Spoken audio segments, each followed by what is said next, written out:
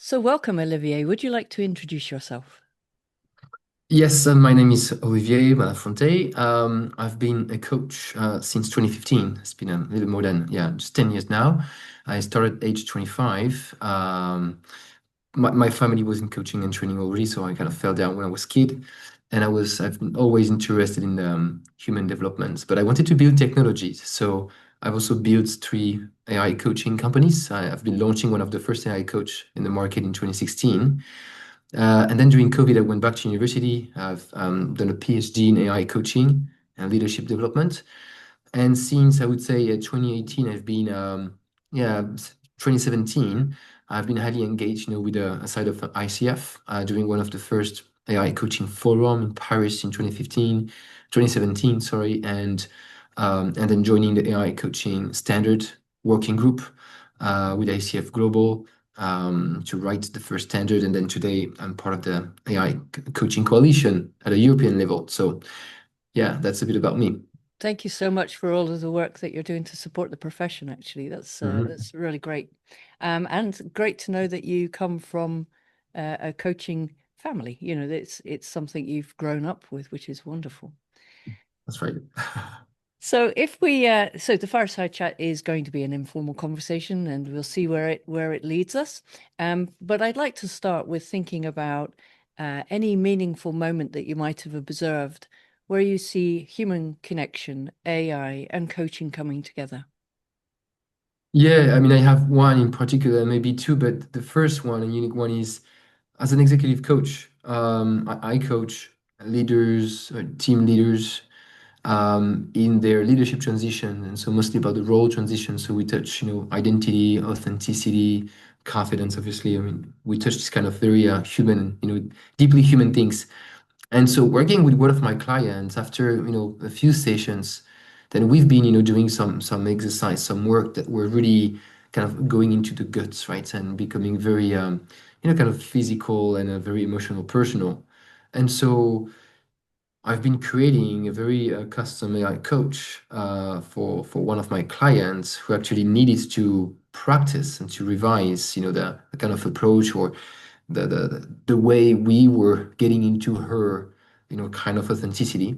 Mm, And so for me, that's a good example because then she's been able to use AI coaching for a kind of reflection that is just not just about framing a goal or analyzing a situation, but it was, supporting her to practice something that was deeply emotional and almost, physical, so that she could hone in on and anchor mm. that kind of emotional muscle. So I think that's a great illustration. Mm, yeah, that's really great. And I love the fact that with AI, it probably allowed her to explore in deeper or wider areas. And so she's flexing that muscle in very different ways.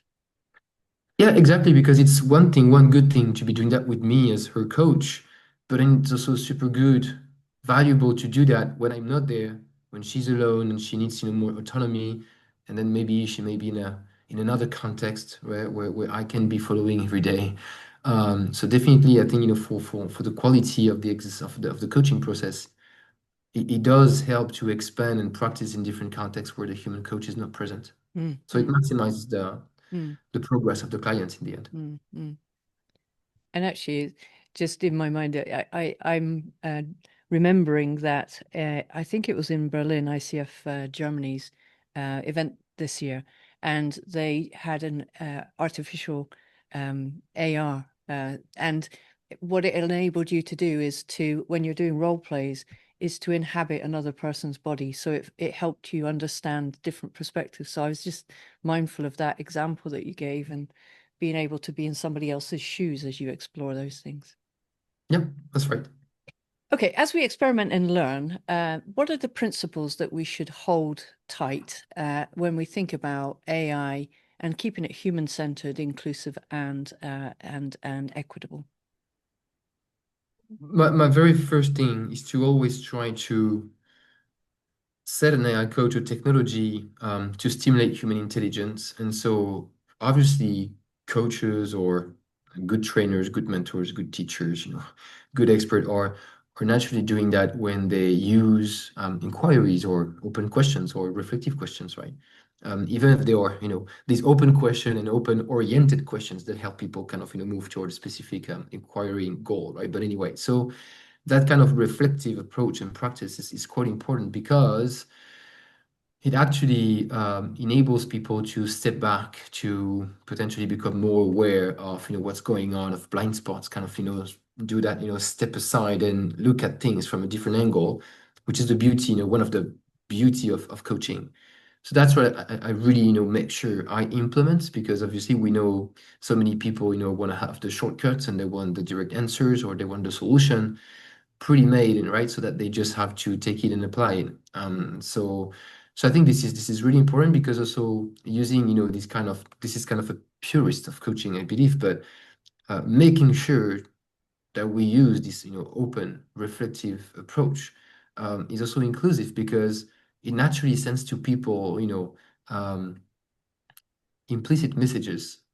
I'm inquiring your competency. I'm recognizing you as the one, knowing or leading the thing, right? You're making decision. You are, in the power of things, right? And it's also inclusion, right? It's relatedness, because if I'm basically leaving the field open for you to bring in your answer, it's also a recognition of who you are with all your differences, right? Um, so that's really something that I have a strong focus on. Um, so that's my main Mm. point. There could be a few others, but that's the most important for me.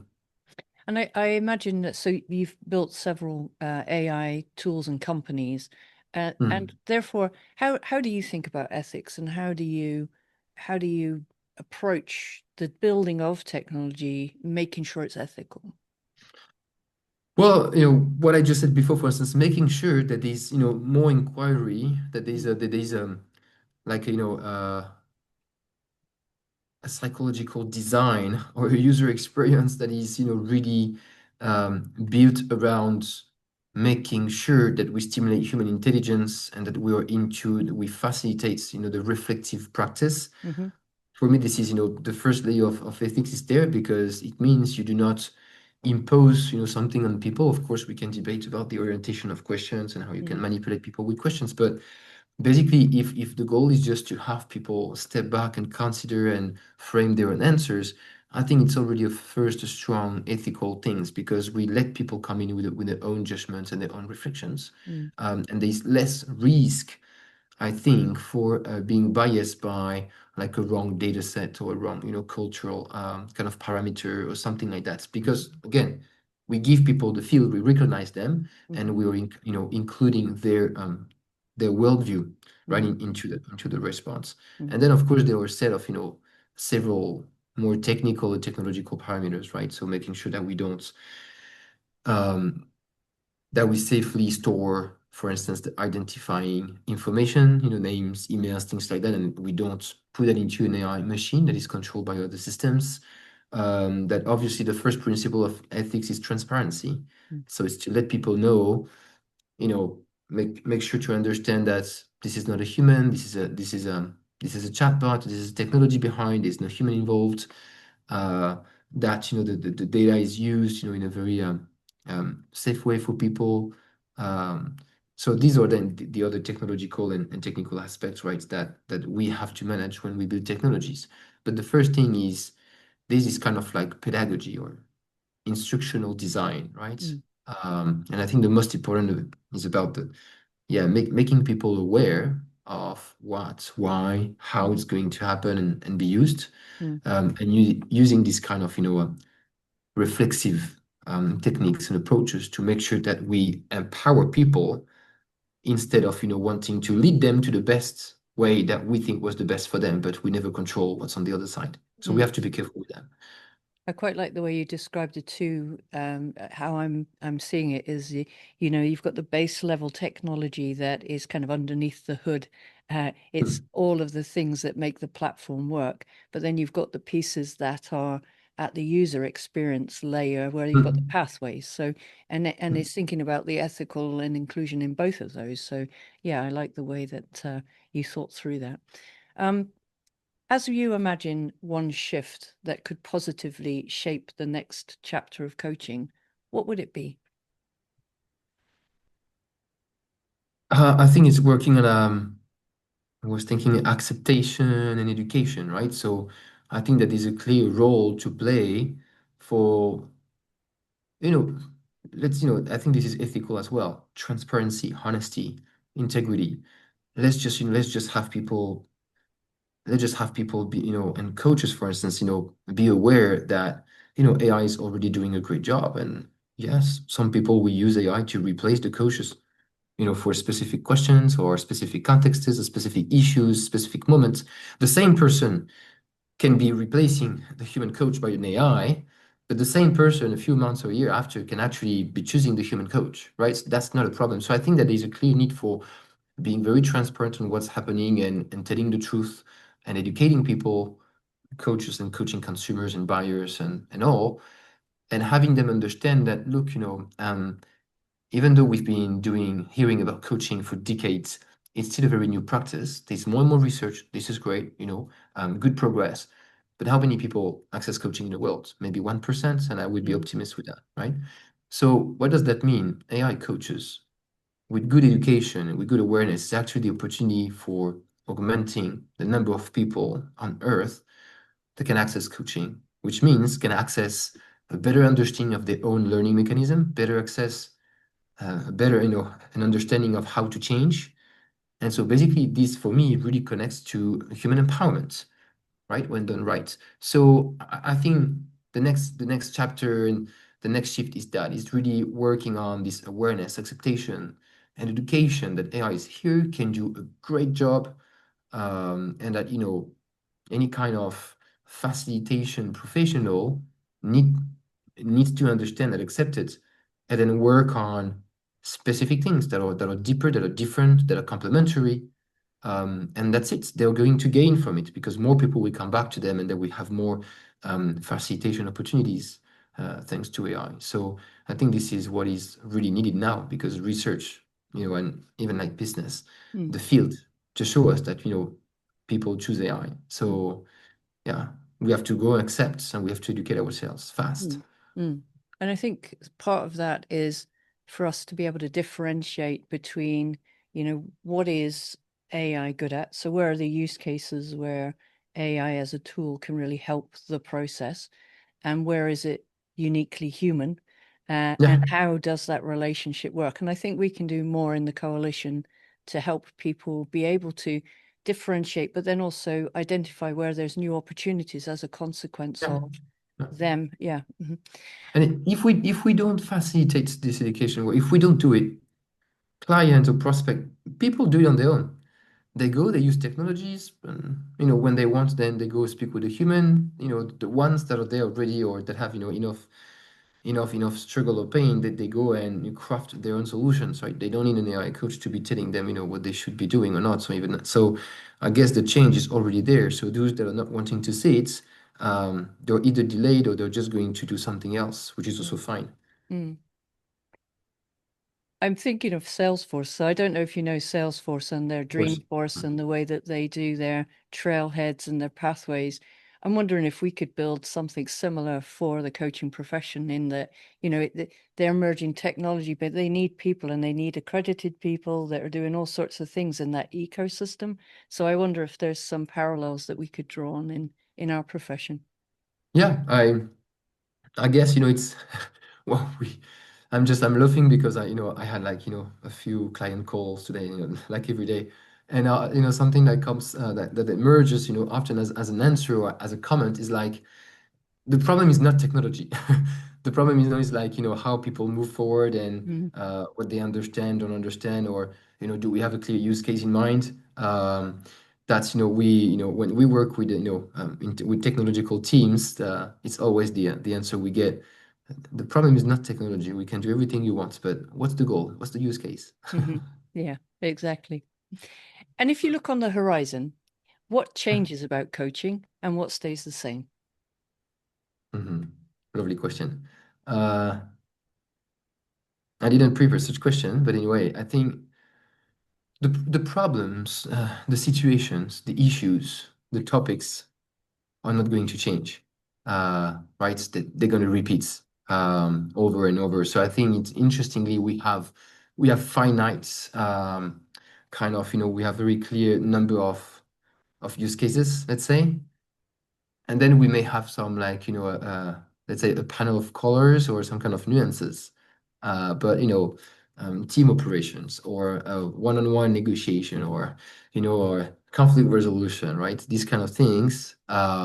Maybe there will be some kind of like cultural nuances or contextual nuances, right? Whether it's happening in the context of, social plan, like, layoffs or things like that. But in the end, they were very higher end categories that have, subcategories. So this, I think this is not going to change because even one person can do the same mistake two or three or four times, right? So we kind of repeat some of our schema, some of our mistakes sometimes until we really understand the mechanism. Um, so I think these like the human problems are not really going to change. What's going to change is there are a couple of things, right? It's like the methods or the tools. What are we going to use? How are we going to do that? Are we going to speak with the human being? Or are we going to speak with the technology, right? Uh, and also potentially are we going to do that in a team, with people, or is it individual? Uh, and and actually the potentially the speed, right, or the ease of transformation. So it's very interesting to see, for instance, if you, I think with AI, with technology, what could be a real benefit for a human being, for mankind, is actually the ability to recognize and access or kick off the help, right? Like immediately or when the issue is there, because human beings, we have so many weakness, so many blind spots. We're fallible. And that's okay. We do have to recognize that. That would actually kind of, work on the ego of so many people. But we have so many weaknesses, and sometimes, even though you have a good mindset and you have the will to change and to progress, even these kind of people, sometimes when they're in pain, it takes them months and months to progress because of sometimes they even want to go too fast, right? So they don't recognize what's there, they want to go to the next step right away, so then the struggle comes back to them, so it delays their progress. This is the story of human development. Mm, And so I think that there's a huge opportunity with AI to help people and sometimes so we know so many people don't want to speak to human beings, they want to be judged. We can think about this at work, but also in a marriage, in a family, at school. So I think the real opportunity is to help people change. mm, And that's really going to be potentially the massive, the biggest shift, uh, because it's going to really enable people to have the, let's say, like the right hint or like the right support at the right moment, and to have them become aware of, that, yeah, potentially they're not ready to move to step two because step one is still there and too strong for them. So they need to stay in one more month in step one, or one more week, or mm, even one more hour, right? So that they can move to step two and three in a quicker way. So I guess AI can really do this job and to help us learn and change faster, more easily. And that's such a benefit because, when you stay in the struggle for months and months and months, then sometimes, then you have to face the loss of some of the elements, right? You can lose your work because you've been measured mm, underperformance for too long. Or, sometimes then your motivation and your shift change because you cannot cope anymore with that mm, situation. Sometimes people bring massive decisions, massive change in their life just because they haven't made the right learning, or some mm, people just continue doing the same mistakes, so they harm others, not on purpose, I mean, just because they're not aware of, the way they're behaving. mm, So I believe AI could be kind of, facilitating some of these awareness, mm. learning, and change. And this is a real case for human empowerment. And those signals and the human Those empowerment, signals. yeah, and it may be Exactly. that that leads them to a coach, you know. Yeah, I mean, exactly. I'm not even removing the Mm, human from that. I'm mm, just, I'm just saying that sometimes the human may not be the first entry door for some people, for some Mm, situations, in some contexts. mm, That's okay. That's not an issue. mm, The entry door needs to be visible for the people, needs to be accessible and easily opened. mm, This is the goal. Whether mm, it's human or AI, it needs to be there, mm, visible, accessible, and opened.